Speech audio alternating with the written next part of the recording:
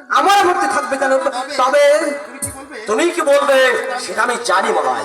শোনো মলাই, Dreamland hotel থেকে আমাদের কাজ চলবে।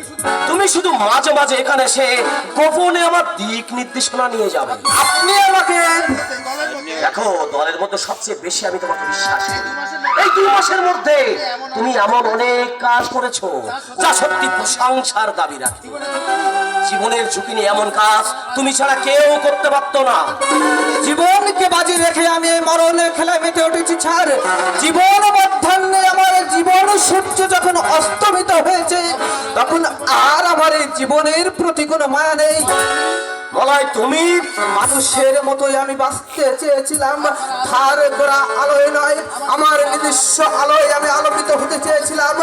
আমার জীবনের সেই আলো এক ফুৎকারে নিভিয়ে দিয়েছে এক রহস্যময় নারী, যাকে আমি চিনতে পারিনি। আমার অন্তর জয় করা ভালোবাসার বিনিময়ে সে আমার মুখে তুলে দিয়েছে আঘাত, রাশি রাশি আঘাত। কে সেই নারী? আমার জীবনের খেয়াঘাট থেকে জন্য খেয়াঘাটে ভেসে গেছে, অথচ আমি তাকে নিয়ে নির্বাদার স্বপ্ন দেখেছিলাম। একবার যদি সেই ছলনাময়ের দেখা আমি পেতাম, আমি তাকে জিজ্ঞেস করতাম কেন সে আমার ভালোবাসাকে এমন নির্দয় ভাবে খুন করলে, কেন কেন সে একটা আলো উজ্জ্বল সম্ভাবনাকে এভাবে অন্ধকারে নিমজ্জিত করলে। আমি তো তার কোনো ক্ষতি করিনি, তবে কেন কেন সে আমার মুখে তুলে দিলে বিচ্ছেদের আঘাত। তুমি পুরুষ, এভাবে অধৈর্য তোমার চলে না বাবা। স্বপ্ন কিছু কল্পনা নিয়ে মানুষ বেঁচে থাকতে চায়, নইলে মানুষের জীবন বিশ্ব হয়ে ওঠে।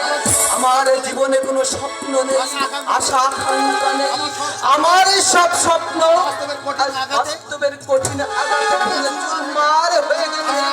আশার নদী শুকিয়ে জীবনের খেয়াঘাটে রাশি রাশি ভুল আজ মুঠো মুঠো ভুল হয়ে আমাকে ব্যর্থতার সাগরে ভাসিয়ে দিয়েছে। সামান্য একটা নারীর জন্য তোমার এই দৈন্যতা শোভা পায় না বলা। তুমি শিক্ষিত, জানা লেখাপড়া ছেলে হয়ে বলবেন না ওই শিক্ষিত কথাটা আমার সামনে উচ্চারণ করবেন না। ওই শিক্ষিত কথাটা শুনলে আমার সবকিছু কেমন যেন গোলমাল হয়ে যায়। আমি কিছুতে স্থির থাকতে পারি না। আর আমার মনে সত্য চিন্তার করে বলেছে আমি কোথায় কোন এসে বড় হয়। আমার এই অধপতনের জন্য দায়ী সেই নারী।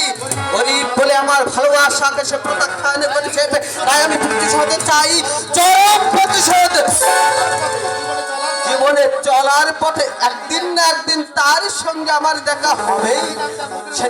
সেদিন আমি তার মুখের উপর ছুঁয়ে দেবো মুঠো মুঠো টাকা।